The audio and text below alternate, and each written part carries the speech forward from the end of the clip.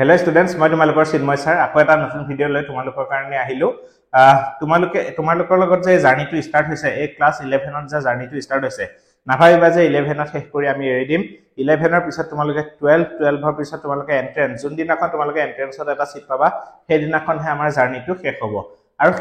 কেৱল নাভাবিবা যে সেই দিনা শেষ হ'ব কাৰণ তাৰ পিছতো তোমালোকে এতিয়াও মই দেখা পাও মোৰ ধৰা যিসকল ষ্টুডেন্ট ধৰা অলৰেডি ইঞ্জিনিয়াৰিংত পঢ়ি আছে কোনোবাই কেমিক্যাল ইঞ্জিনিয়াৰিং কোৰ্সত পঢ়ি আছে তাতো কেমিষ্ট্ৰি দৰকাৰ হয় কোনোবাই ধৰা এমবিবিএস কৰি আছে তাতো তোমাৰ বায়োকেমিষ্ট্ৰিত কেমিষ্ট্ৰি দৰকাৰ হয় কোনোবাই জুলজি বটানীত বুলে মেজৰ লেভেলত পঢ়ি আছে তাতো হিডনা ষ্টুডেন্ট পালো তাতো কৈছে তেওঁলোকে স্যাৰ ইয়াতোচোন আমাৰ কেমিষ্ট্ৰি লাগে এটো বুজাই দিও গতিকে কেমিষ্ট্ৰিটো তোমালোকৰ ৰাতিপুৱা শুই উঠি এই ব্ৰাছডাল যে ঘহা ব্ৰাছডালৰ টুথপেষ্ট কনৰ পৰা ৰাতি ধৰা শুবৰ সময়ত যদি কিবা কেনে ৰুমটো মহ আছে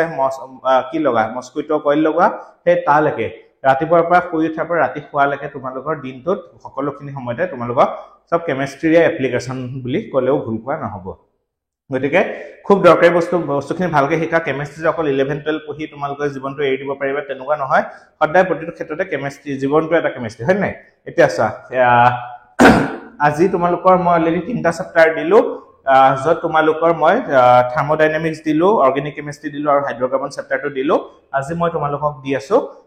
দৰকাৰী কোৱেশ্চনখিনি যিখিনি কোৱেশ্চন চাই গলে তোমালোকৰ বহুতখিনি বেনিফিট হ'ব বুলি ভাবিছো কাৰণ যোৱা কেবা বছৰত ধৰা মই যিখিনি কোৱেশ্চন দিছো ষ্টুডেন্টৰ বহুতখিনি বেনিফিট হয় পৰীক্ষাত কয় যে ডাইৰেক্ট আপুনি দিয়াখিনি পাইছোন গুটেখিনি আহি গল বুঝলো গতিকে এবাৰো মই তোমালোকক মই নাথাকিলে হ'ব জানো ডেফিনেটলি নহব আৰু কেমিষ্ট্ৰি পৰীক্ষা আছে তোমালোকৰ লগত মই নাথাকিম হেত কেতিয়াও হ'বই নোৱাৰে এতিয়া চোৱা আজি মই কোৱেশ্চনখিনি লৈ আহিছো আৰু এই কোৱেশ্চনখিনি এনেকুৱা নহয় যে তোমালোকক মই নে ৰেন্ডমলি কিছুমান কোৱেশ্চন লিখি দিছো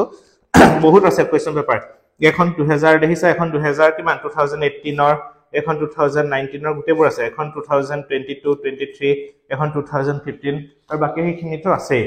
গতিকে মই তোমালোকৰ প্ৰিভিয়াস ইয়াৰ কোৱেশ্চন আকৌ বেলেগ বেলেগ কলেজবোৰ ধৰা প্ৰি টেষ্ট গুটেখিনি সামৰি পেলাইহে তোমালোকক মই কোৱেশ্চনখিনি আনিছো এটা তোমাকে চাই যোৱা এতিয়া চোৱা কোৱেশ্চন কিটা ইয়াতে গুটেকিটা আছে তোমালোকে ভাবিব পাৰা যে স্ক্ৰিনশ্বট এটা লৈ ললো বাস আমাৰ কামটো সোনকালে হৈ গল হেতু নহয় যিখিনি কথা কম সেই কথাখিনিয়ে তোমালোকক হেল্প কৰিব কোৱেশ্চনটো সলভ কৰাত বা তোমালোকে বস্তুখিনি কেনেদৰে পঢ়িব লাগিব কাৰণ অকল চকুৰে চাই গলে যদি মনত থাকি যায় পৃথিৱীত মানুহে আছে ফটো লৈ প্ৰিন্ট লৈ পেলাই আছে নম্বৰ ভালে হয় ক্লাছ নহলে হ'ল হয় নাই কেৱল চকুৰে ডাউনলোড কৰিলে নেটৰ পৰা পঢ়ি গলে হৈ গল হয় নহয় তোমাৰ অডিও প্লাস ভিজুৱেল দুইটা বস্তুহে তোমালোকৰ মানে সৰি চকুৰে দেখাটো আৰু কাণেৰে শুনা দুইটাই কাম কৰিব লাগিব সমানে এটা চা ফাৰ্ষ্টত মই ৰাখিছো তোমালোকৰ general characteristics of equilibria involving physical properties এটা সব ডাইৰেক্ট পৰীক্ষাত যদি তোমালোকে প্ৰিভিয়াস কোৱেশ্চনত চাই এই কোৱেশ্চনটো দেখা নোপোৱা কিন্তু এবাৰ পৰা তোমালোকৰ যেহেতু এমসিকিউ তোমালোকে অকল যে তোমালোকে আগৰ প্ৰিভিয়াস কোৱেশ্চন কিটা চাই গলে তোমালোকে হ'ব হেতু কোনো পধ্যে নহয় এমসিকিউ এই যে মই টপিকটো দিছো এখিনিয়ে অকল যে তোমালোকৰ 35 মাৰ্কস ডেসক্ৰিপটিভতে হেল্প হ'ব হেতু নহয় এই টপিকখিনি মই এনেকুৱাকে বনাইছো যাতে তোমালোকৰ এমসিকিউ গুটেখিনি তাপাই পৰে আৰু মই অলৰেডি দিয়া পিডিএফ কিটাটো হেখিনি বস্তুৱে মই ডিসকাস কৰিছো তোমালোকে চাবা যিখিনি পিডিএফ মই চেপ্টাৰ বাই চেপ্টাৰ 6টা চেপ্টাৰ দিলো মোৰ WhatsApp গ্ৰুপটো যদি কোনবা জয়েন হোৱা নাই মই হেৰি ডেসক্ৰিপচনত দিয়া লিংকটো জয়েন হৈ লোৱা বা মোক মেছেজ এটা কৰি দিলে তোমালোকে পাবা ঠিক আছে এটা চোৱা General characteristics of equilibria involving physical properties কিতাপখন একদম প্ৰথম অৱস্থাতে আছে তোমালোকে জেনাৰেল ইকুইলিব্ৰিয়ামৰ এই টপিকটো এবাৰ চাই যাবা সৰু কোৱেশ্চন এমসিকিউ সুধিব পাৰে নেক্সট সাবা তোমালোকে define law of mass action and chemical equilibrium খুব দৰকাৰী ল অফ মাস অ্যাকশনৰ ওপৰত তোমালোকে কোৱেশ্চন প্ৰিভিয়াস ইয়াৰটো তোমাৰ দিয়ে থাকে দুটা বছৰ এটা বছৰৰ মধ্যত দিয়ে থাকে এটো লাষ্ট 2023 ত আহিছিলে গতিকে 2024 ত যদি আহা নাই 2025 ৰ কাৰণে এটো এটা খুব দৰকাৰী হিচাপে তোমালোকে চাব পাৰা চাব মানে পঢ়ি যাবাই যিখিনি কোৱেশ্চন আছে একদম নেৰিবা নেক্সট ৰিলেশন বিটুইন কেপি এন্ড কেসি এটা সো কেপি এন্ড কেসি তোমালোকে বেলেগ বেলেগ ধৰণে দিব পাৰে এটা ইকুৱেশন লিখি পেলাই দিব পাৰে মই দেখা পাইছিলো ইকুৱেশন লিখি পেলাই তোমালোকৰ তেনেকুৱা এটা কোৱেশ্চন তোমালোকৰ দিয়া মই দেখিছো 2000 ইয়াৰটো মনত নাই মুঠতে তেনেকুৱা কোৱেশ্চন ওকে ঠিক আছে ওকে এনেকুৱা কোৱেশ্চন তোমালোকৰ দিয়ে থাকে কেপি এন্ড কেসি ৰিলেশনটো কেনেকুৱা আছিল বাৰু কেপি ইকুৱেল টু কেসি ইনটু কি আছিল RT to the power delta n হয়নে delta n মানে কি change in number of moles কিমান চেঞ্জ হ'ল ৰিঅ্যাকচন এটাত number of moles of product form minus number of moles of reactant হেতুটা minus কৰিলে যেটো লাভ হেতু আহিব বাকি কেপি কেসি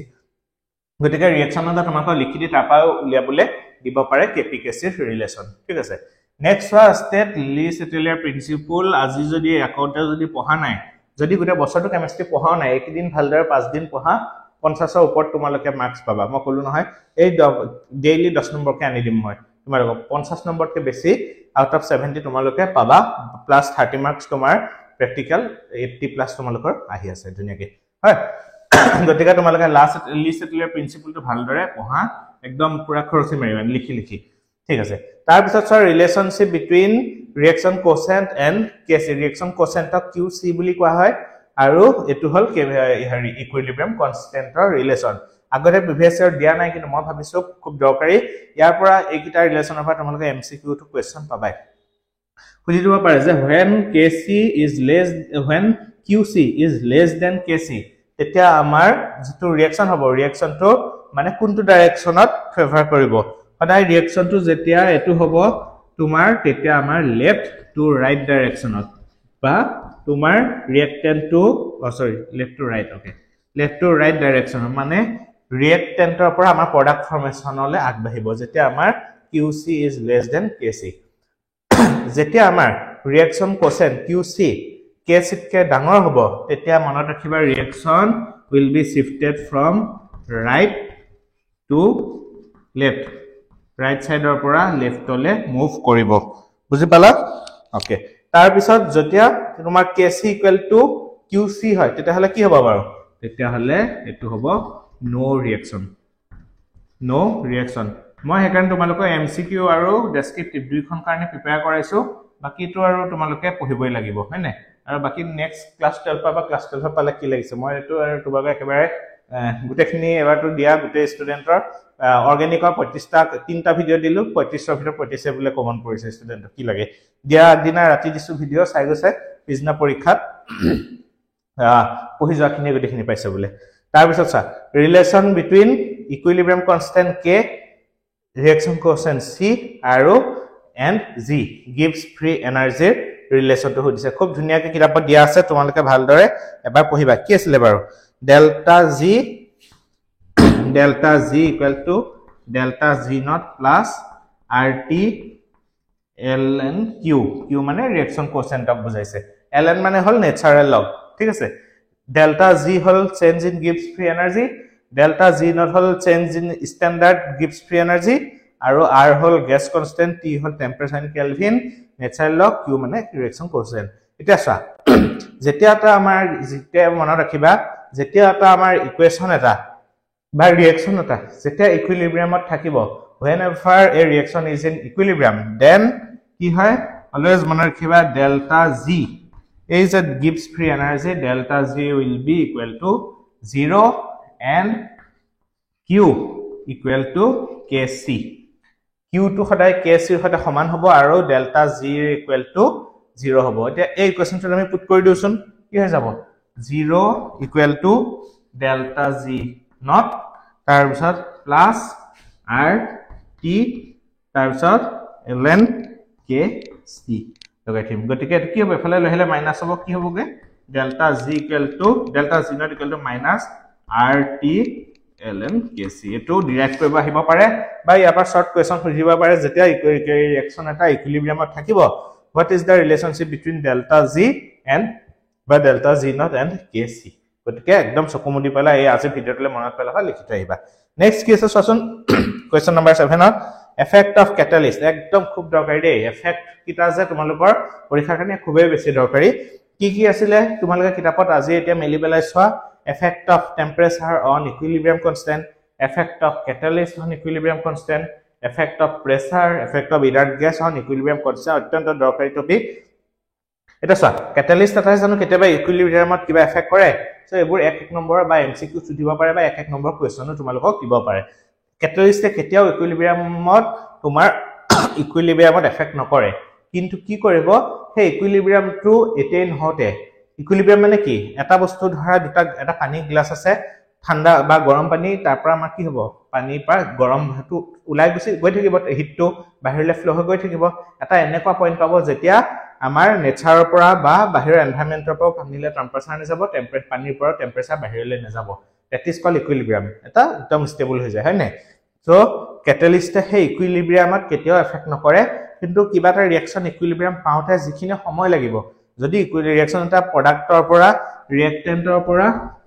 প্ৰডাক্টলৈ গৈ আছে গৈ থাকোতে যদি সাপোজ ধৰি ললো 10 আৱাৰ্স লাগিছিলে তোমালোকৰ ধৰা ইকুইলিব্ৰিয়ামটো মেইনটেইন কৰতে যদি তাতে আমি কেটালিস্ট দিও হেতু হয়তো 1 আৱাৰ বা ধৰি বা 10 মিনিট বা এনেকৈ মই কেটালিস্ট কৰিছো মই যেটা দিল্লী ইউনিভাৰ্সিটিত ৰিসাৰ্চৰ কাম কৰি আছিলো তাত দেখিছো তোমাৰ 1 মিনিটো নালাগে 5 সেকেন্ড মানতে ৰিয়েকচন এটা কমপ্লিট হৈ যায় এনেকুৱা কাম আমি কেটালিস্টৰ দেখিছো গতিকে বুজি পাইছা হেতু তাৰপিছত প্ৰেছাৰ ইকুইলিব্ৰিয়ামৰ ওপৰত কিনা ধৰণে এফেক্ট পেলায় ইনাৰ্ট গেছে পেলাই জানো খুদিব পাৰে যে ইনাৰ্ট গেছৰ এফেক্টটো ইকুইলিব্ৰিয়াম কনস্ট্যান্টৰ ওপৰত যে ইকুইলিব্ৰিয়াম কনস্ট্যান্ট ইনক্ৰিজ হয় ডিক্ৰিজ হয় নো এফেক্ট বা অল তোমাৰ মুঠালে মনত ৰাখিবা কেতিয়াও ইনাৰ্ট গেছে এফেক্ট নকৰে এটো বস্তু তোমালোকে মনত ৰাখিবা আৰু এতিয়া আমি নেক্সট কোৱেশ্চনটো যাম ওকে এইখিনতে আৰু এটা তোমালোকৰ কথা কৈলো যিসকল ষ্টুডেন্টে এবাৰ তোমালোকে যেহেতু 11 পঢ়ি আছা তাৰ পিছত ক্লাস 12 পাবা গতিকে তোমালোকৰ সময় হাতত একদম নাথাকিব ক্লাস 12 স্টাৰ্ট হোৱা মানে আৰু বছৰটো এটা সময় নাই লাষ্ট সময় কিটা পাবা যেতে একদম 12 ৰ প্ৰি টেষ্ট দিবাগে আৰু যোৱা বছৰ মই দেখিছো প্ৰি টেষ্টত যেতে ৰিজাল্ট দিয়া লৰাছলি ঘৰত হাহাকাৰ লাগি যায় কান্দা কোটা কাৰণ গুটে বছৰটো ভালদৰে বহুতে নপঢ়িলে বা পঢ়িব নোৱাৰিলে বা কলেজত পঢ়া টপিকবোৰ পঢ়ি যাওঁতে গম নোপোৱা না যায় কিন্তু বছৰ শেষত গম পোৱা যায় গতিকে আমি যাতে সকলো ষ্টুডেন্টে ঘৰত বহি পেলাই তোমালোকে কম মানে একদম মিনিমাম কম সময়ত যাতে কম এটা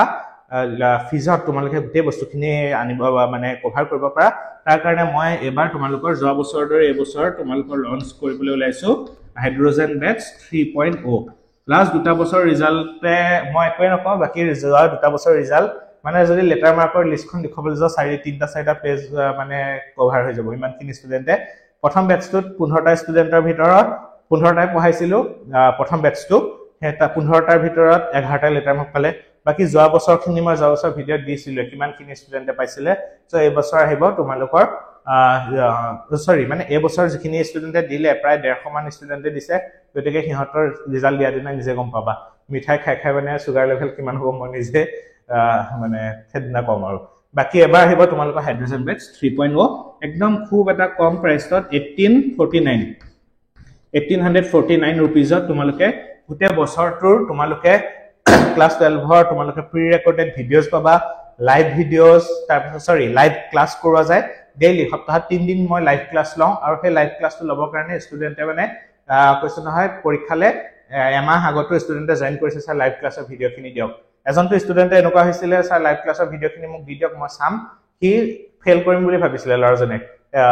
এই লখিমপুৰ সাইডৰ ফেল কৰিম বুলি ভাবা লৰাজনে পৰীক্ষা পা উলাই পেলে মোক ফোন কৰিছে স্যাৰ আপোনাৰ খিনিয়ে এনেকৈ পঢ়ি গলো 50ৰ ওপৰত কৰি থৈ আহিছো গতিকে এবাৰ তোমালোকক যাতে সহায় হয় সবকে গতিকে 1849 নত মই গুটে বেটছটো আৰু যিখিনি বেটছত জয়েন কৰিবা তোমালোকে অকল যে কন্টেন্ট অকল সেইখিনিয়ে পাবা নহয়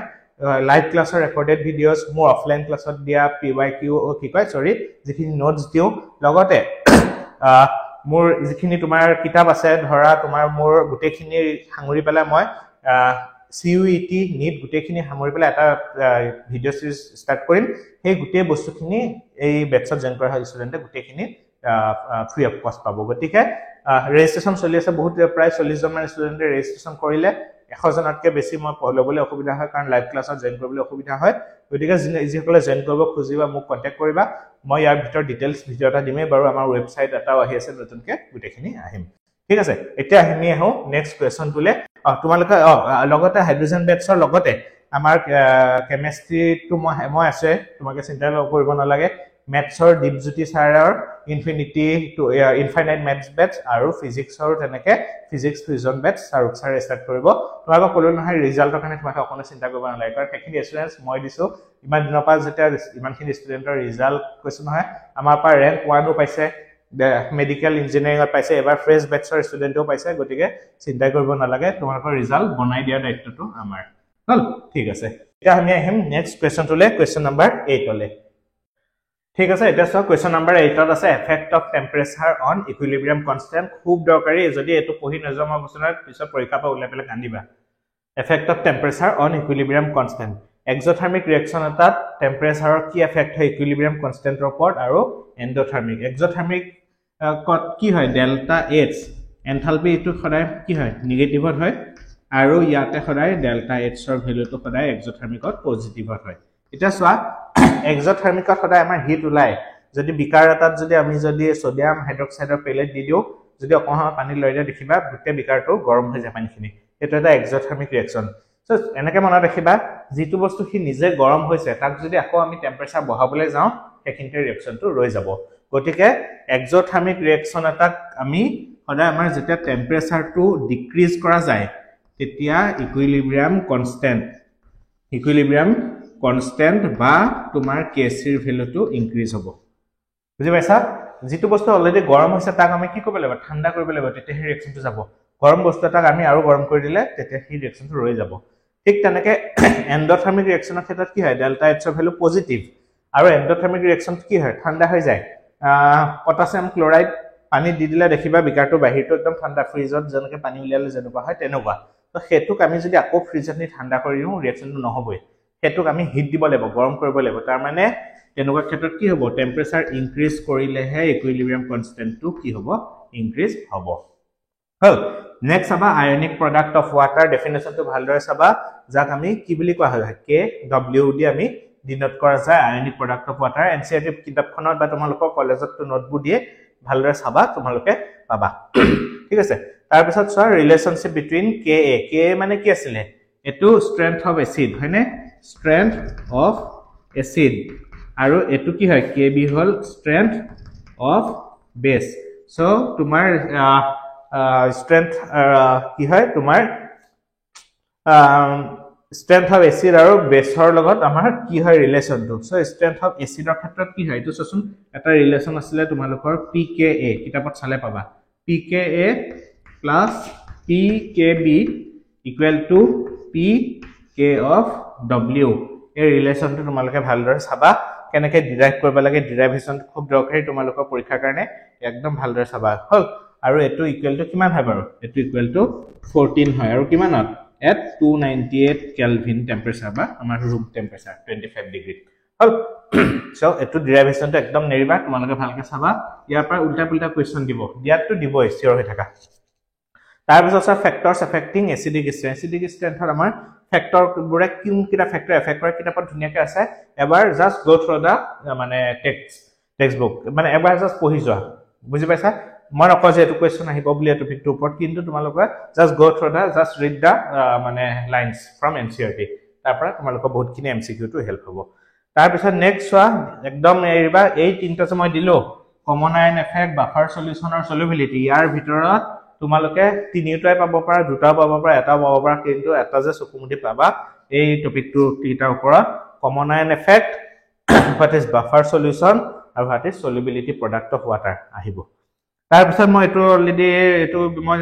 সলভ কৰাই দিছো মই আকৌ এনেকুৱা টাইপৰ মই এমসিকিউ টো সৰি নিউমেৰিকেল তোমালোকক সলভ কৰা ভিডিও দিম পিএইচ যদি উলিয়াবলৈ শিকিছা প্ৰেক্টিস কৰিবা যদি নাই শিকা কিতাপত পাবা বা তোমালোকৰ এবোৰ যিবোৰ তোমাৰ ৰেফাৰেন্স বুক প্ৰদীপস পাবলিকেশন বা মডাৰ্ন এবিসি এবোৰ থাকে তোমালোকে এবাৰ চাই ললে পাবা যোৱা বছৰ চাগে এটোৰ পৰা কোৱেশ্চন আহিছিলে এটো অলৰেডি মই কৈছো তোমালোকক কেপি কেসি ৰিলেশন টু কেপি ইকুৱেল টু কি আছিল কেসি